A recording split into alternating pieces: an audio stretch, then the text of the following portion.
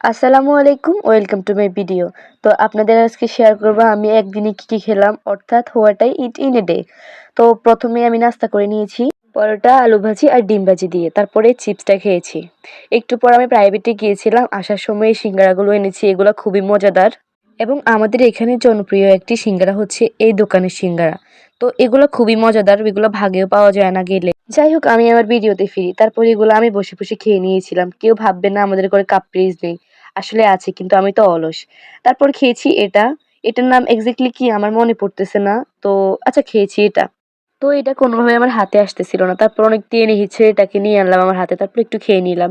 তারপর খেয়েছি ছোটদের সাথে ছড়ি বাতি। আপনারা কে কে ছোটবেলায় ছড়ি বাতি খেতেন অবশ্যই কমেন্ট করে জানাবেন। তো এখানে ছিল মুরগির মাংস, ডিম, তারপর ডাল ছিল। অবশ্য ভালোই লেগেছে, কারণ এখন আর আগের মতো এগুলা করা হয় না, ছোটদের সাথে করেছি, ভালোই লেগেছে।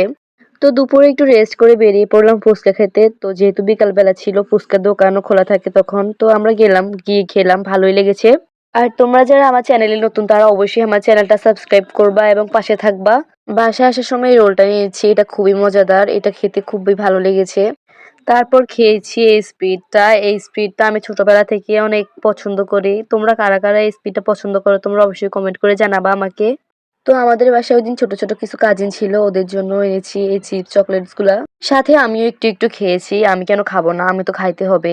সন্ধ্যার নাস্তা ছিল চা এবং বিস্কুট, এটা খেয়ে একটু রেস্ট করে আমি পড়তে বসেছি, কারণ আমার অনেক পড়া ছিল ওই দিন। দেন পড়তে পড়তে খেয়েছি এই ঝালমুড়িটা, এটা আমার খুবই ফেভারিট, আমি এটা অলওয়েজ খাই। তারপর খেয়েছি পটাটা বিস্কুটটা, এটাও খুব মজা লেগেছে আমার কাছে।